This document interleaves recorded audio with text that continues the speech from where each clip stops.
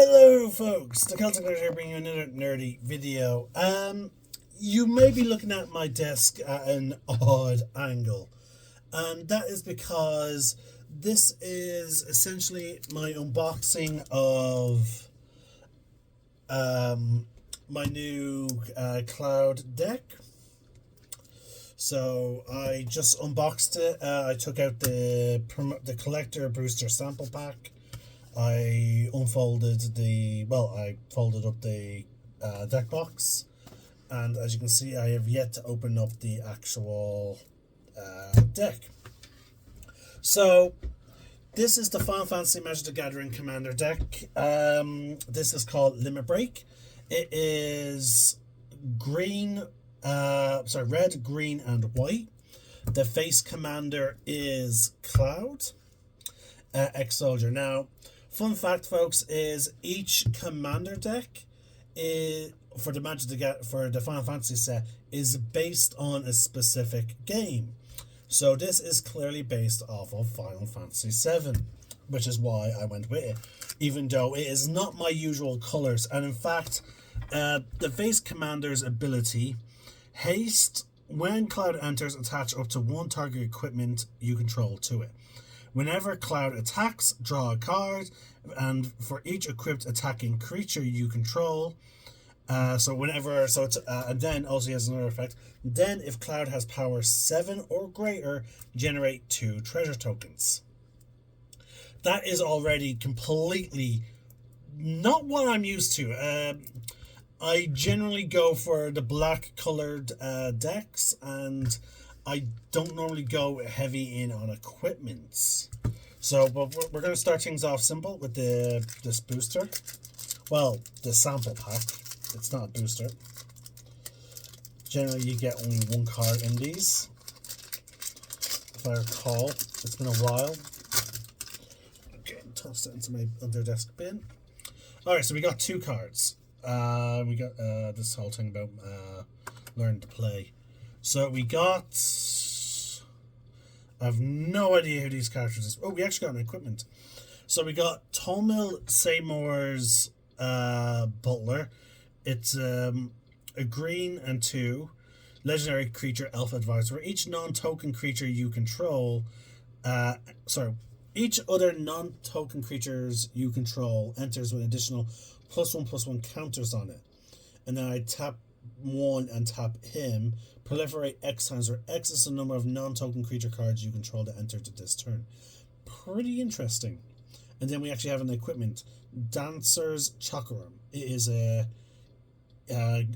white and 3.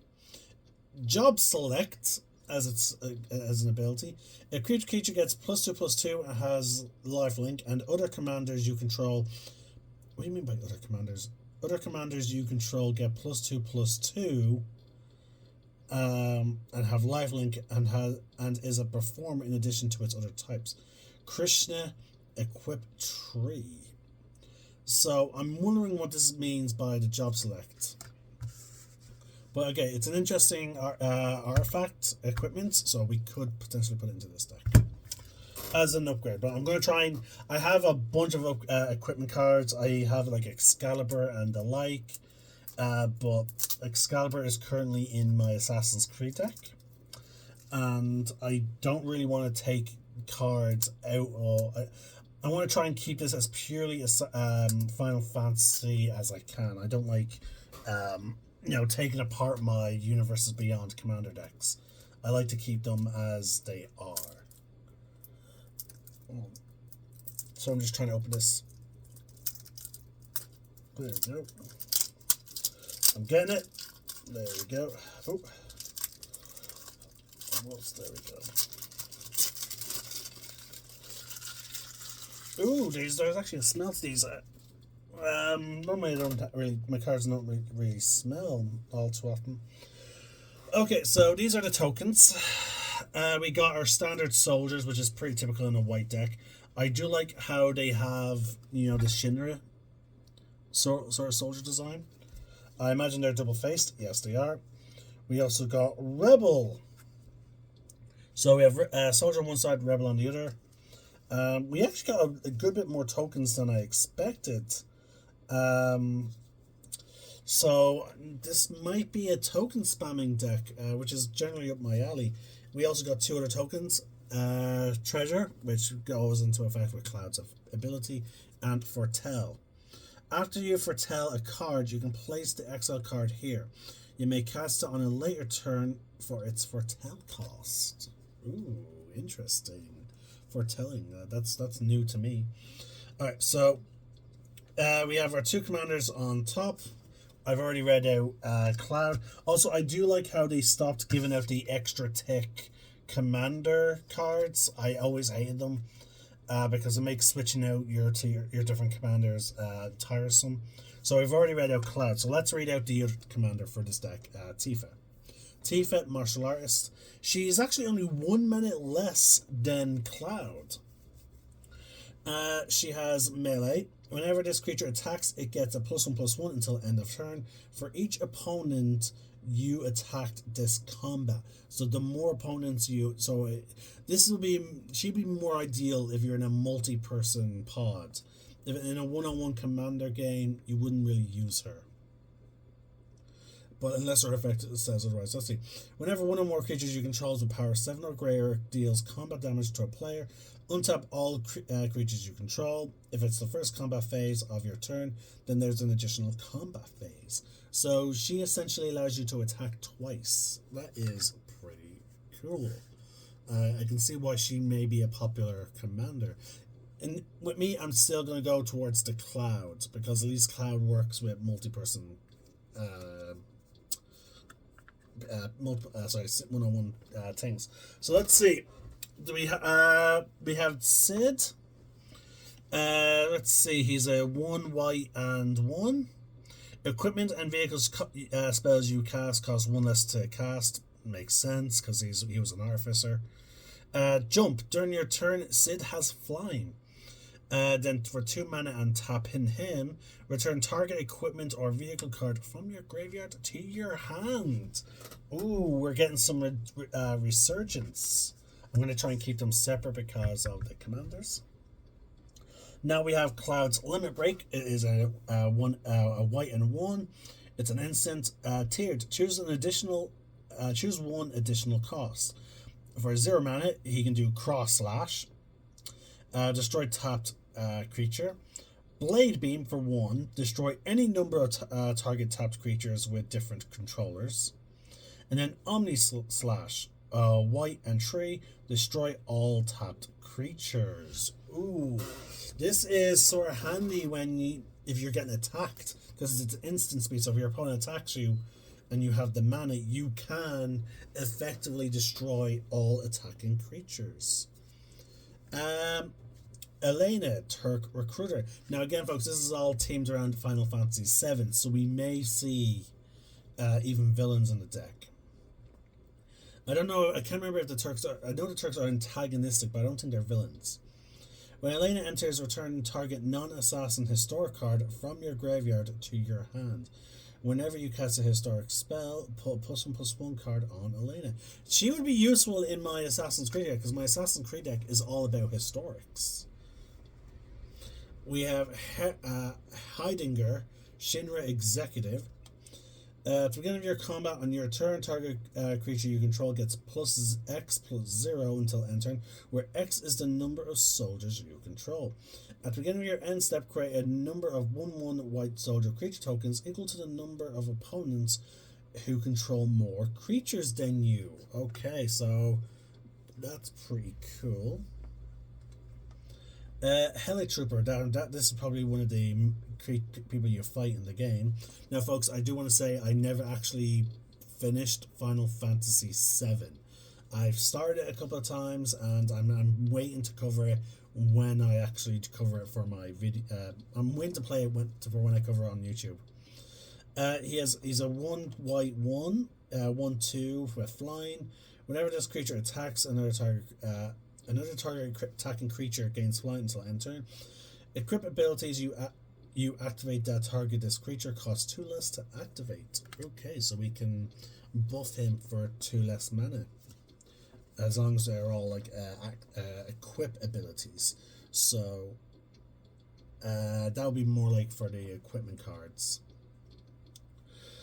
Soldier Military Program is a white and 2 enchantment. At the beginning of your combat, at the beginning of your combat on your turn, choose one.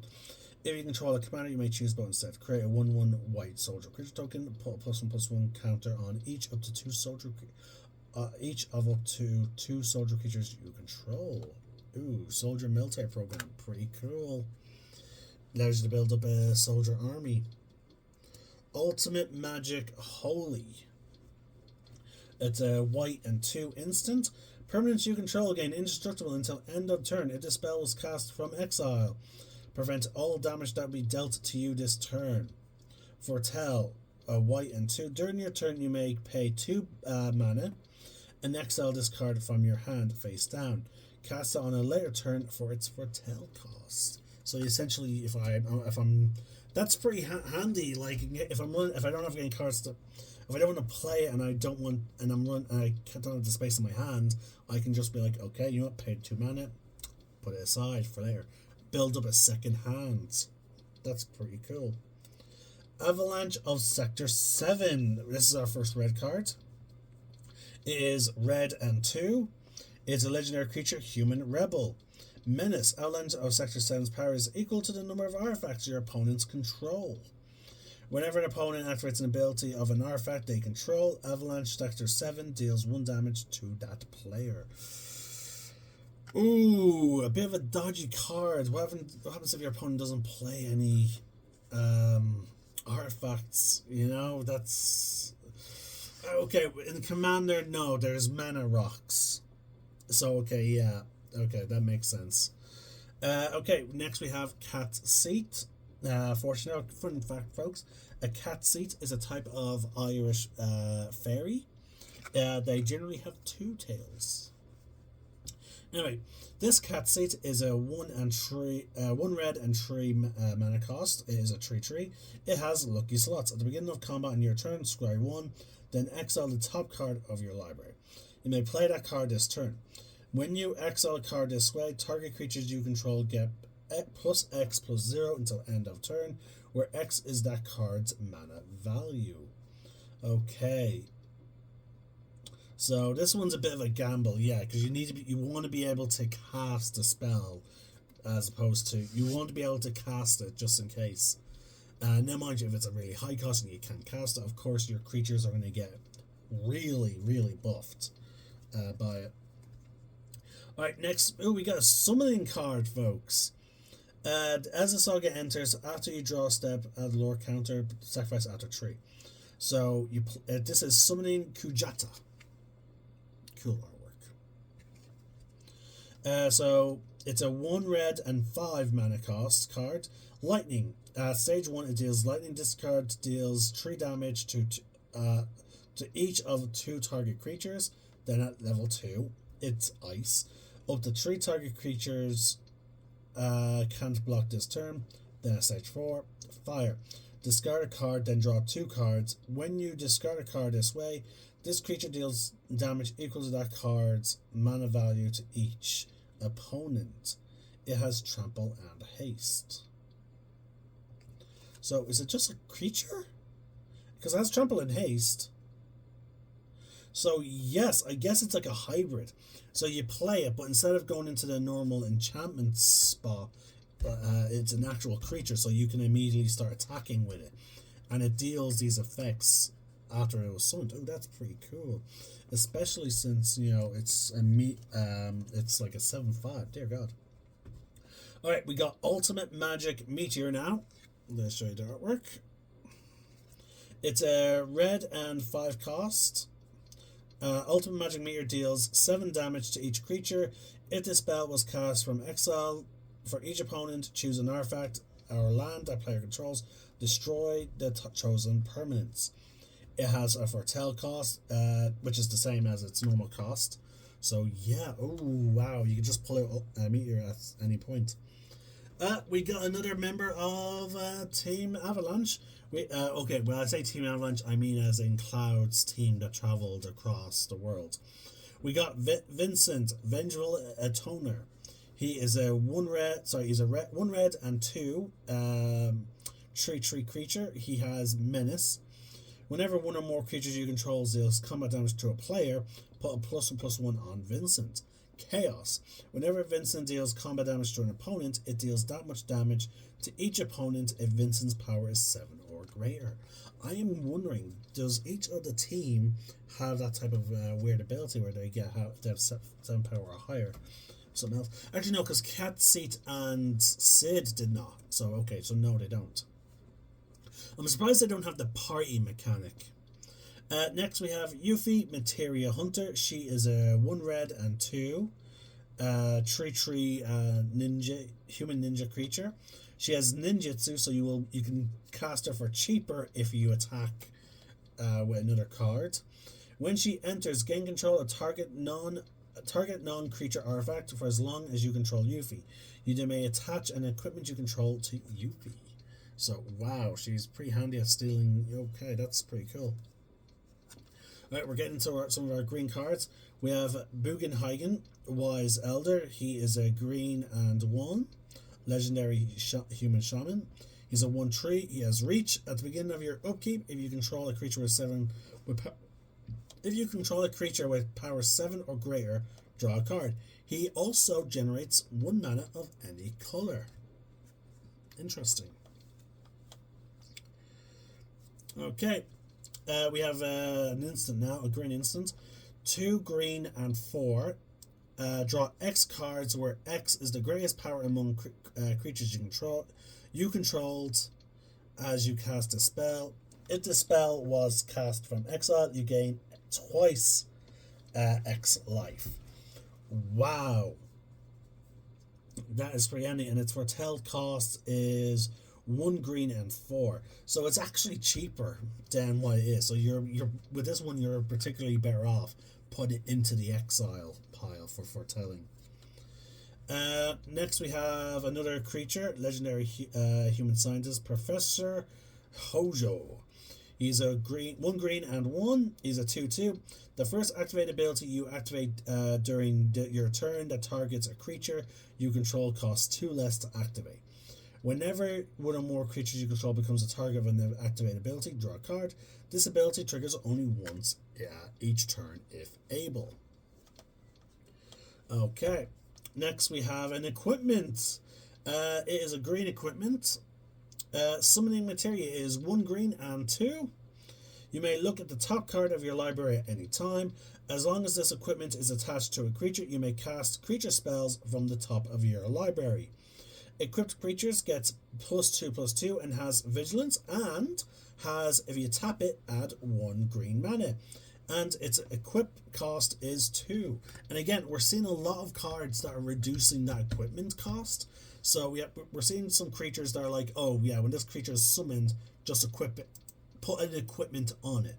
And we're also seeing abilities that reduce the price of activated abilities, which would include equip.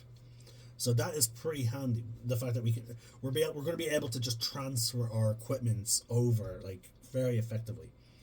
All right, we got our first multicolored.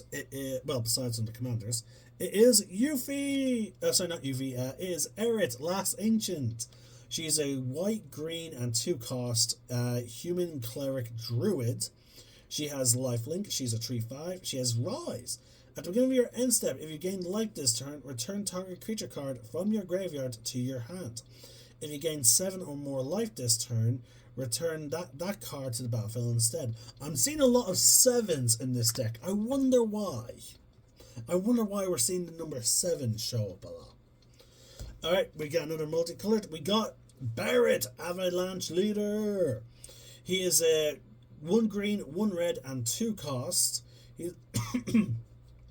He's a human rebel. He has 4/4. He has reach, and he has avalanche. Whenever an equipment you control enters, create a 2/2 red rebel creature token. At the beginning of combat on your turn, attach up to 1 target equipment you control to target rebel you control. So again, we're swapping around our equipments. Yes, we got a set. Okay, I'm getting excited. I saw the next card, but we're going to cover this card that's in my hand right now. Okay, I'm sorry, folks. I'm excited. Um, we got Red 13, Proud Warrior. He is a 1 green, 1 red, and 1. He's a beast warrior. He's 3/3. He has vigilance and trample. Other modified creatures you control have vigilance and trample. Equipment, auras you control, and counters are modifications. He has Cosmo Memory. When Red 13 enters, return target aura or equipment card from your graveyard to your hand. Okay, folks, I'm really excited for this one. He is one of my favorite characters in all of Final Fantasy and even in Kingdom Hearts, so that should help you narrow down who it is. We got it! I did not know there was going to be a Sephiroth card! Oh my god!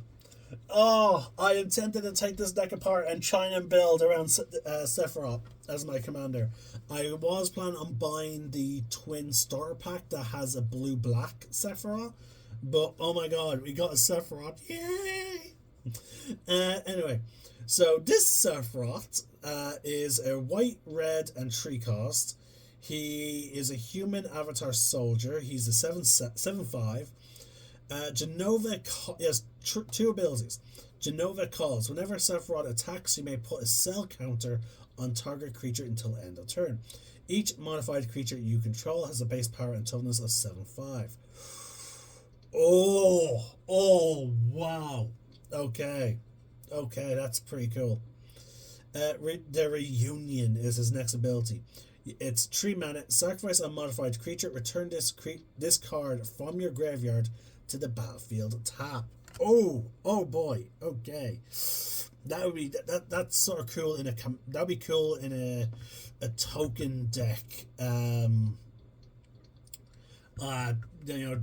where you modify your things. Oh wow. And it's like, oh wow, okay. I would like to try and build a deck around him. But I would mean I would have to take this deck apart, which would be a bit of a shame. Okay, so we got an equipment card, a legendary equipment card. Conformer Shuriken is a 2 cost. Equipped creature has, whenever this creature attacks, tap target creature defending player controls.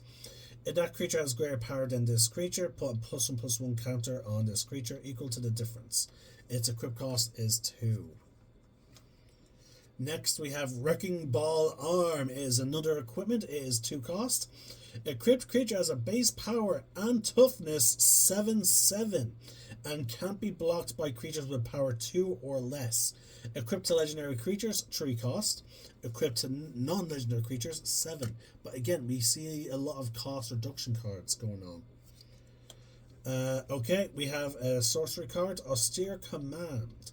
2 white and 4, choose 2.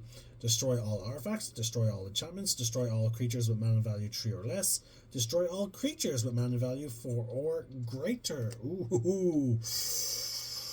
Potential board wiping scenarios there. Okay, next we have Bastion Protector, a white 2 human soldier. He's a 3/3. Commander creatures you control get +2/+2 and have indestructible. What does it mean by commander creatures? Okay, I'm Googling this right now. Give me a sec, folks.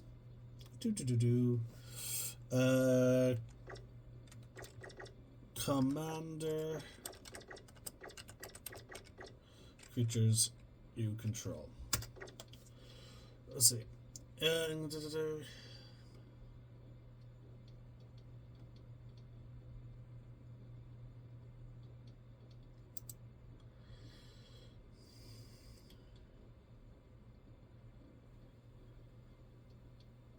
Okay, so this would only refer to my commander.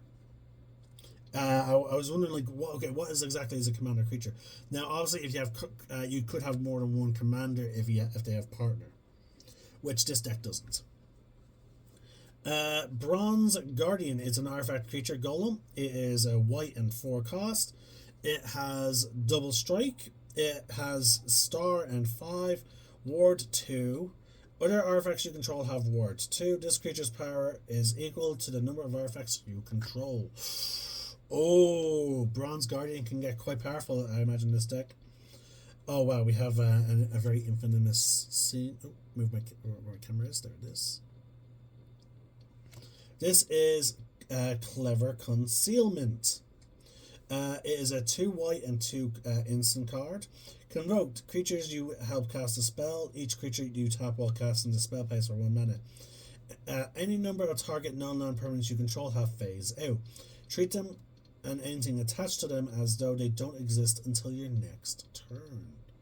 Okay, so I think it's a way of protecting my cards from being, targeted. Like, if you use that in conjunction with your board wipe, maybe. That's cool. Alright, we got Pure Steel Paladin next. It is a 2 white cost human knight. That is 2/2. Whenever an equipment you control enters, you draw a card. Metalcraft.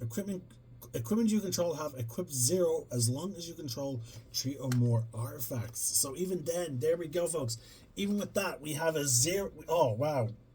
So we got lots of reduction costs in terms of equipping them, but we're also seeing the ability to make them free. We have Unfinished Business. It is a sorcery card. It is 2 white and 3. Return target creature card from your graveyard to the battlefield. Then return up to 2 target aura and equipment cards from your graveyard to the battlefield attached to that creature. If auras can't enchant that creature, they remain in your graveyard. Alright, now we have Vanquish the Horde. It is a 2 white 6 mana cost sorcery. This spell costs 1 less to cast for each creature on the battlefield. Destroy all creatures. So we got a board wipe there. So dear God. We have Chaos Warp. It is a red and 2. This card's been in Magic for a while. I have it for a few of my decks. The owner of target permanent shuffles it. The owner of target permanent shuffles it into their library, then reveals the top card of their library. If it's a permanent, they put it onto the battlefield. We have Hellkite Tyrant. It is a 2 red and 4 dragon. It has 6/5, it has flying, it has trample. Whenever this creature deals combat damage to a player, gain control of all artifacts that player controls. At the beginning of your upkeep, if you control 20 or more artifacts, you win the game. Damn! Okay. Professional Facebreaker. He is a red and 2 cost human warrior. He's a 2/3. Menace. Whenever one or more creatures you control deal combat damage to a player, create a treasure token. Sacrifice a treasure. Exile the top card of your library. You may play that card this turn.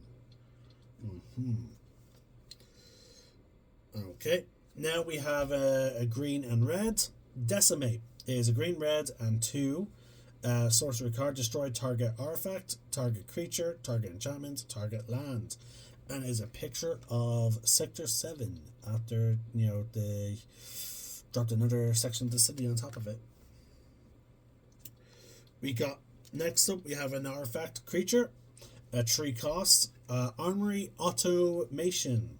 It's a 2/2. Whenever this creature enters or attacks, you may attach any number of target equipment to it. Next, we have another equipment. It's a 3 cost. It is Champion's Helm. Equipped creature gets +2/+2. As long as the equipped creature is legendary, it also has hexproof. Oh, equip 1. We have another equipment. Conqueror's Flail, 2 cost. Equipped creature gets +1/+1 for each color among permanents you control. For as long as this equipment is attached to a creature, your opponents can't cast spells during your turn. Oh, nice. Nice. Equip 2. Next up, we got Dark Steel Plate for 3 mana. Indestructible. Equipped creature has indestructible. Equip 2. Oh, wow. Next, we have another artifact. It is a 3 cost. Non-artifact spells you cast have improvise. Your artifacts can help cast those spells. Each artifact you tap after you're done activating mana abilities pays for 1. Your artifacts can help cast those spells. Okay. So I can tap my artifacts in order to cast them. And each artifact you tap after you're done activating mana abilities pays for 1. Okay. We got Sword of the Animist. It is a 2. It's a legendary artifact equipment. Equipped creature gets +1/+1. Whenever a equipped creature attacks, you may search your library for a basic land, put onto the battlefield tapped, and then shuffle. Equip 2. And we got our first unique land, Battlefield Forge. It is a picture. It is a picture of the big ass cannon. You play it. It taps for colorless, or you can tap it for red and white. It deals 1 damage to you. Standard stuff. We have Bonder's Enclave. It taps for colorless, or you can tap 3 mana and tap it. Draw a card. Activate only if you control a creature with power 4 or greater. We got Bushland is green and white. It does the same thing as Battlefield Forge. It deals 1 damage if you tap it for green or white. We have Canopy Vista. This land enters tapped unless you control 2 or more lands. Cinder Glade. It is red and green. Does the exact same thing as Canopy Vista. Clifftop Retreat. This land enters tapped unless you control a mountain or plains. It can tap for red or white. Exotic Orchard. Add mana of any color of land that opponent could produce. Firelit Ticket. Let's see. Tap it. It generates colors, or I can tap 1 green or red and tap it. Add 2 red or red and green, or 2 green. Fortified Village. As this land enters, you may reveal a forest or plains card from your hand. If you don't, this land enters tapped. It taps for green or white. Fury Calm Snarl. As this land enters, you may reveal a mountain or plains card from your hand. If you don't, this land enters tapped. It taps for red or white. Game Trail. As this land enters, you may reveal a mountain or forest card from your hand. If you don't, this land enters tapped. It taps for red and green. Red or green. Mossfire Valley. It is you tap 1 mana and this. It generates red and green. This land enters tapped unless you control a mountain or a forest. Rootbound Grag. It taps for red or green. Rugged Prairie. Tap it, generates colors. Tap a red or white mana and itself. Add 2 red or a red and white, or 2 white. Scavenger Grounds. Add colorless. Tap 2 and tap it. Sacrifice a desert. Exile all graveyards. Slayer's Stronghold. Tap it, generates colors. Tap a red and tap a white, and then tap it. Target creature gets +2/+0 and gains vigilance and haste until end of turn. Spire of Industry. Tap it, generates colors. Tap it, pay 1 life. Add 1 mana of any color. Activate only if you control an artifact. Sungrass Prairie. Tap one colors and tap it. Add a green and a white. Sun Petal Grove. This land enters tapped unless you control a forest or plains. It taps for green or white. Sun Scorched Divide. Tap 1 and tap it. Add a red and white. We got a creature now. Zac Fair. Legendary creature, human soldier. He enters with a +1/+1 counter on it. Tap 1 mana. Sacrifice Zac Fair. Target creature you control gains indestructible until end of turn. Put Zac Fair counters on that creature and attach an equipment that was attached to Zac Fair to that creature. Next we have Barrett Wallace. This is the second time we have Barrett now in the deck. Red and Tree. He's a legendary human rebel. He is a 4/4. He has reach. Whenever Barrett Wallace attacks, it deals damage equal to the number of equipped creatures you control to a defending player. We have Dispatch. It is an instant for 1 white. Top target creature, Mailcraft. If you control 3 or more artifacts, exile that creature. Secret Rendezvous, 2 white and 1. It's a sorcery. You and target opponent draw 3 cards. 1 red and 2. Enchantment, Furious Rise. At the beginning of your end step, if you control a creature with power 4 or greater, exile the top card of your library.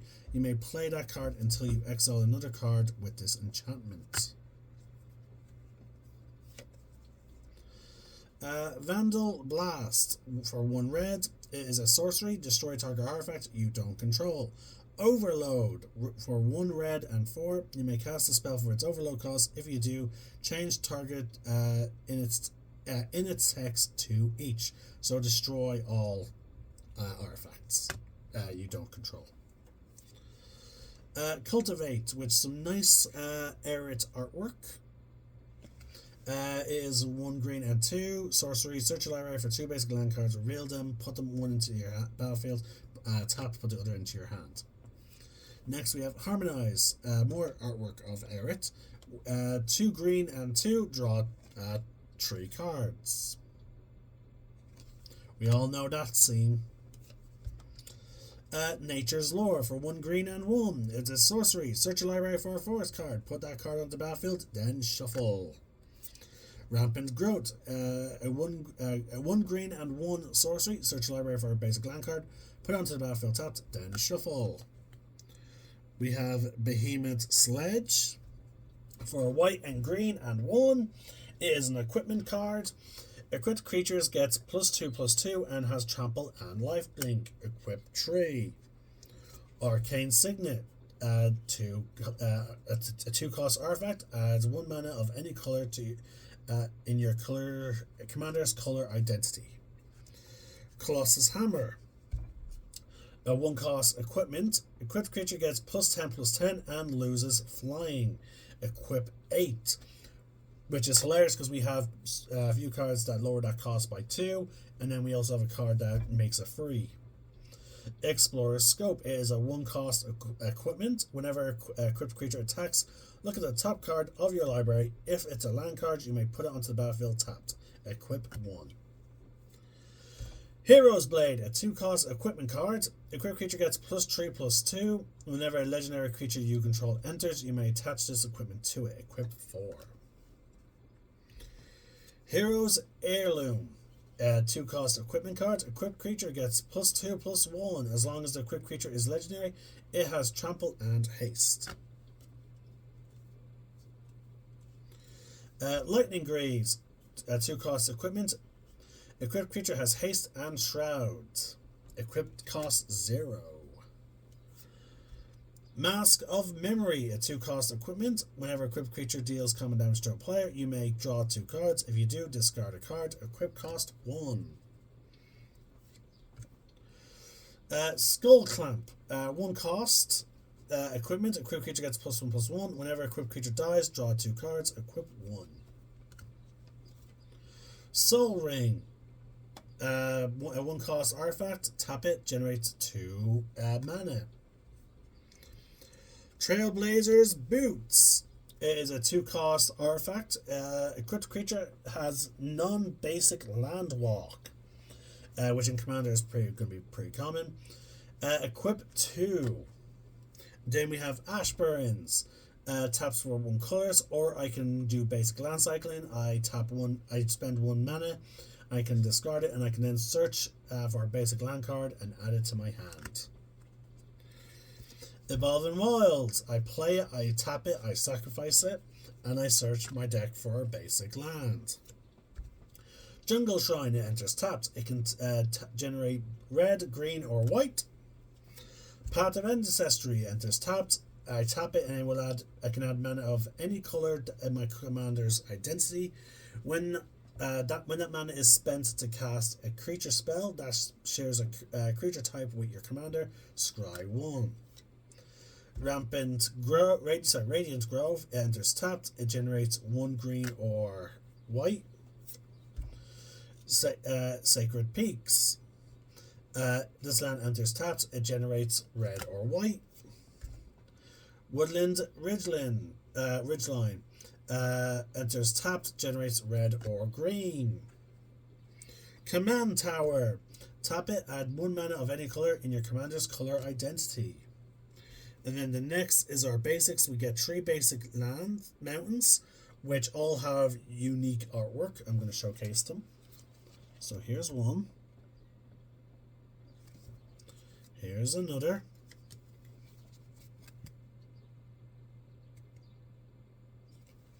And here's the final. We're then given 3 forests, each different. So here you go.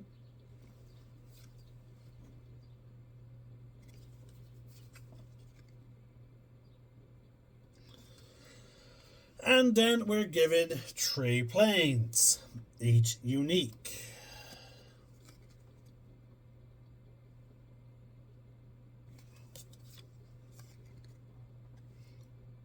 Huh, that's what Final Fantasy, what's it called?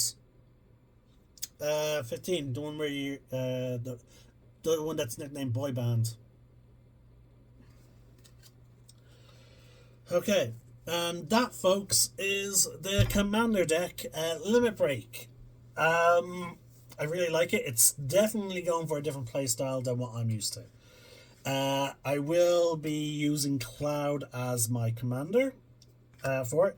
I do plan on buying card sleeves for it, obviously, because I want to protect it. And yeah, I will see about getting myself the twin pack of Final Fantasy VII, which will give me a blue and black Sephiroth, but at least I got a Sephiroth in some form or manner. After I have a few games with this, if I don't like it, I might try and build a Sephiroth deck. And I might do a video covering that.